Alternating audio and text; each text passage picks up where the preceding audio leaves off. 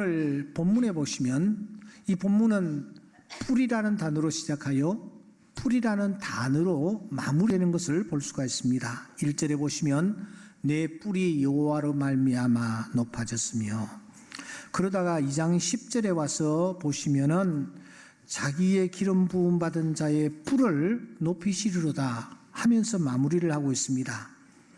여기에서 뿔은 도대체 어떤 의미일까요? 엄마가 뿔났다 그런 뿔일까요? 아니면은 엉덩이에 뿔난다 하는 그 뿔일까요? 우리는 이 부분을 몇 주에 걸쳐서 살피면서 몇 가지 부분에 있어서 석연찮은 점이 있다라는 것을 확인한 바 있습니다. 첫째는 기도의 대상입니다. 기도의 대상이 좀 불분명한 것을 우리가 확인한 바 있습니다. 두 번째로는 기도의 내용입니다. 도대체 이걸 기도라고 할 수 있느냐? 특별히 3절에 보시면 교만한 말을 다시 하지 말 것이며 오만한 말을 입에서 내지 말지어다.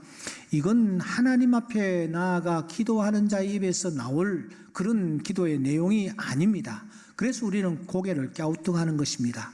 이게 기도일까? 세 번째로 특별히 우리는 언제 이 기도를 드렸는지 때가 헷갈리라는 것을 확인할 수 있습니다. 우리는 대체적으로 이 2장 1절 이하의 이 기도가 사무엘을 하나님 앞에 드리면서 했던 기도라고 지금까지 생각해 오고 있습니다. 그러나 사랑하는 여러분, 5절에 보시면 아이를 벌써 7이나 낳았다라는 그런 표현이 있습니다. 완료형입니다. 그러니까 아이를 7이나 낳은 뒤에 드렸던 기도 예물 우리가 알 수 있는 거예요. 그러니까 젖된 아이를 하나님 앞에 드리면서 한나가 이 기도를 하나님 앞에 드린 것은 아니다. 그러면 언제 드린 것일까?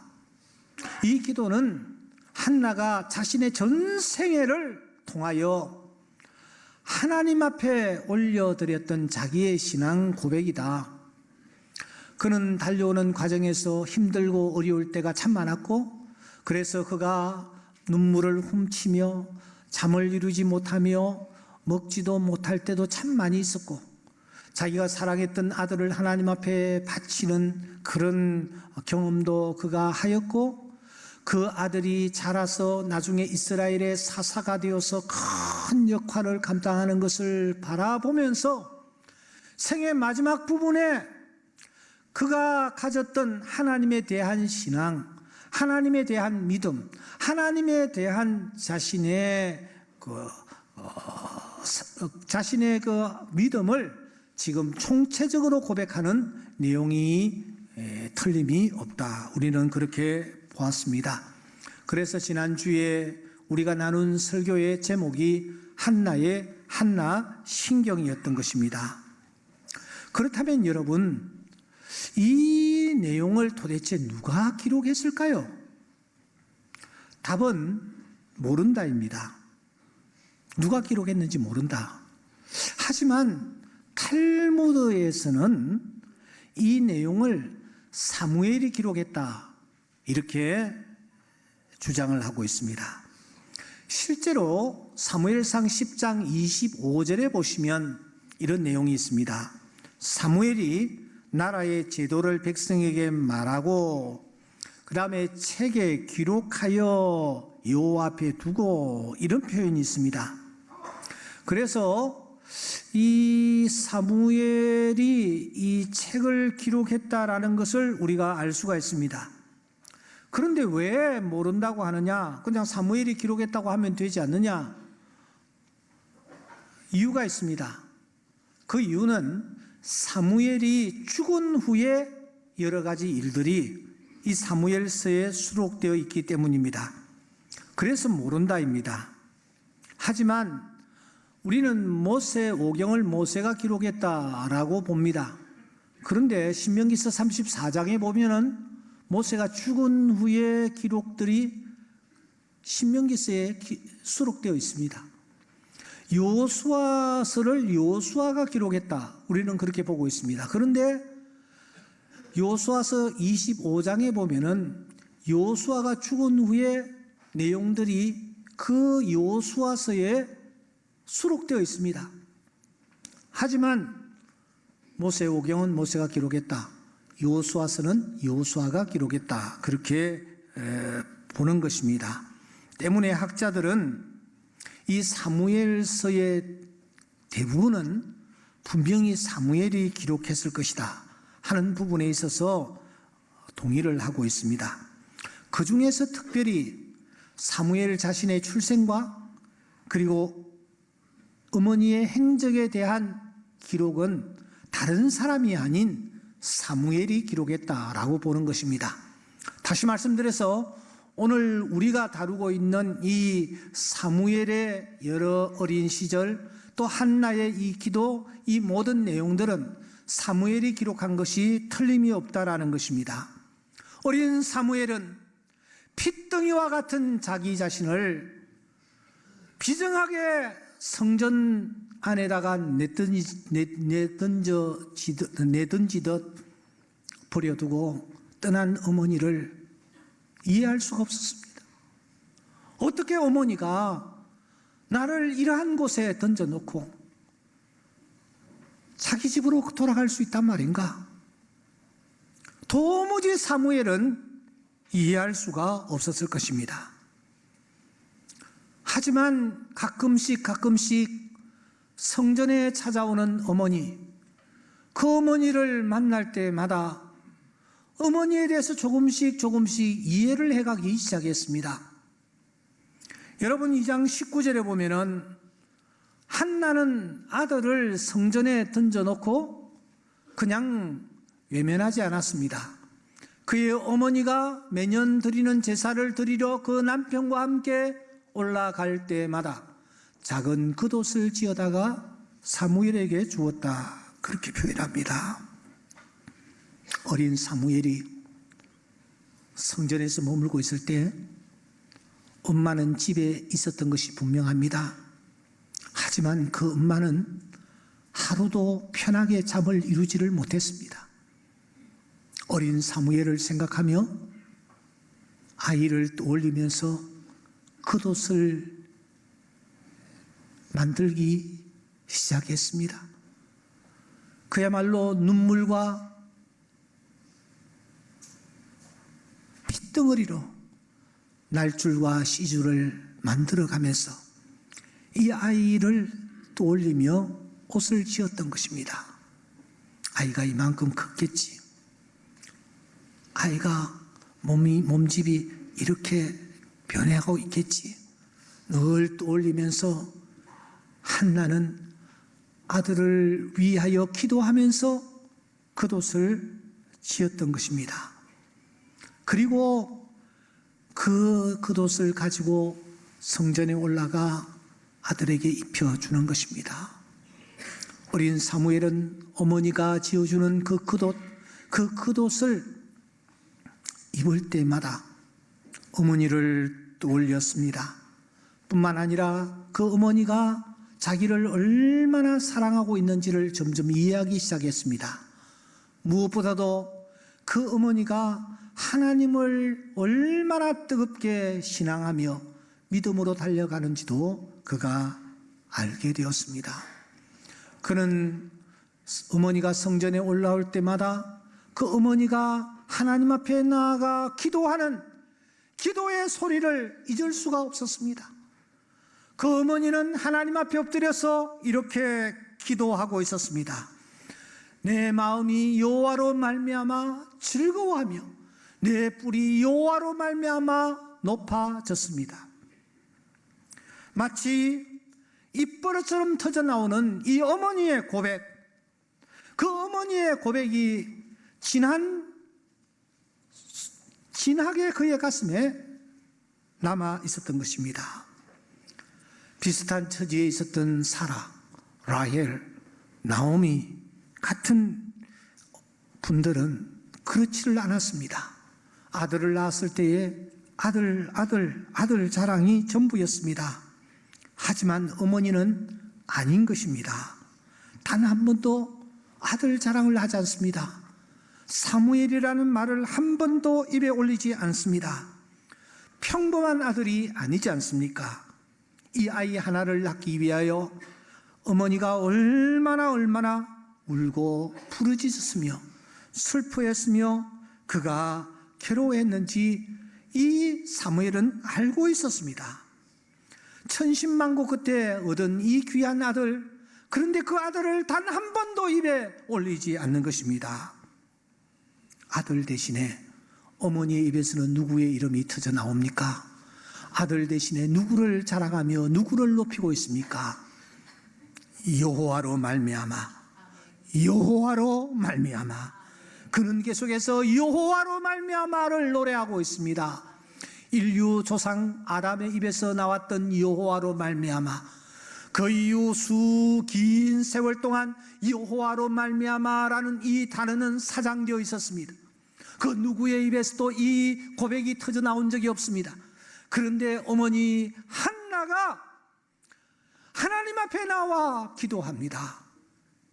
내가 여호와로 말미암아 즐거워합니다. 여호와로 말미암아 기뻐합니다. 여호와로 말미암아 만족합니다.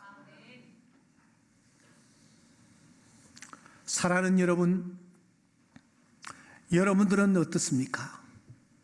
여러분들은 지금 도대체 무엇을 드러내며 무엇을 자랑하고 있습니까? 탕자는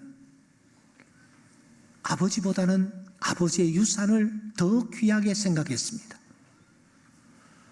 나음을 받았던 9명의 나환자들은 고쳐주신 예수님보다 자신들의 회복된 건강을 더 자랑했습니다. 오늘과 같이 이 가을에 곡식의 소출을 많이 얻었던 부자는 비와 햇빛을 허락해 주신 하나님보다는 자신들의 손에 쥐게 된 곡식을 더 소중하게 생각하며 자랑했습니다. 오늘 우리는 어떠합니까? 여호와로 말미암아라는 이 고백이 있습니까? 부와 귀가 주로 말미암았습니다. 모든 것이 주님께로부터 왔습니다. 내가 주님으로부터 받아 이 모든 것을 누리고 있습니다라는 중심 어린 고백이 우리에게 있습니까? 그래서 성경은 우리에게 얘기합니다. 지혜로운 자는 지혜를 자랑하지를 말아라. 용사는 용맹을 자랑하지 말아라. 부자는 그의 부함을 자랑하지 말아라. 오늘 우리가 가지고 있는 것, 그것이 무엇이든지 이 모든 것 하나님이 우리에게 주신 것으로 알고 여호와를 높이며 여호와를 자랑하는 은혜가 있기를 주의 이름으로 축원합니다. 이와 같이 여호와를 높이고 여호와를 즐거워하는 자에게 하나님께서 어떤 은혜를 주시느냐, 어떤 축복을 주시느냐, 여러분 다시 한번 본문을 보십시다. 한나의 고백은 이렇게 이어집니다. 내 뿔이 뭐요? 내 뿔이 여호와로 말미암아 높아졌습니다. 내 뿔이 여호와로 말미암아 높아졌습니다. 한나는 지금 뿔을 언급하고 있습니다.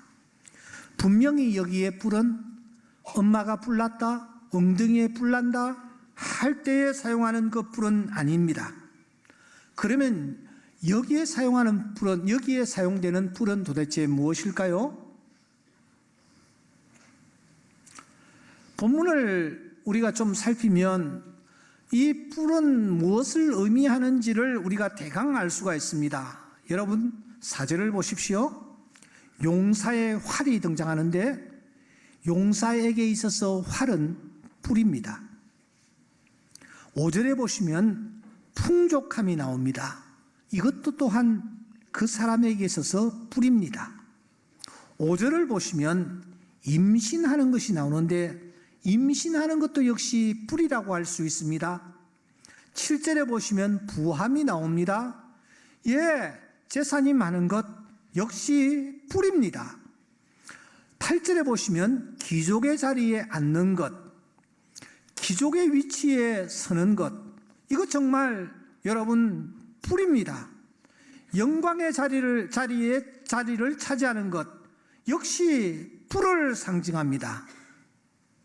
그렇다면 여기에서 뿔은 1차적으로 그 사람이 가지고 있는 자격이라든지 권세라든지 힘이라든지 능력을 뜻하는 것 같습니다. 예, 여러분 그렇지 않습니까? 어떤 자격을 가지고 있을 때, 어떤 자리에 앉았을 때, 어떤 능력과 힘을 내가 소유했을 때에 우리는 그것을 뿔이라고 할 수 있습니다. 하지만 여기에서 그치지를 않습니다. 10절을 보시기 바랍니다. 10절에 한나가 뿔을 언급하고 있기 때문입니다. 한나는 이렇게 노래합니다. 자기의 기름 부음 받은 자의 뿔. 자기의 기름 부음 받은 자들의 뿔. 이 뿔은 도대체 뭘까요? 기름 부음 받은 자의 뿔. 도대체 이 뿔이 무엇일까요?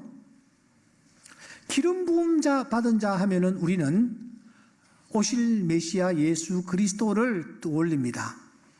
실제로 성경에 보면은 제단의 뿔, 순금뿔, 향단뿔, 또 번제단의 뿔, 또 제단 귀퉁이의 뿔, 구원의 뿔, 어린 양의 7뿔 하는 뿔들이 성경에 굉장히 많이 등장하고 있는데 이 뿔들은 한결같이 오실 메시아 예수 그리스도를 뜻하는 것이 틀림이 없습니다.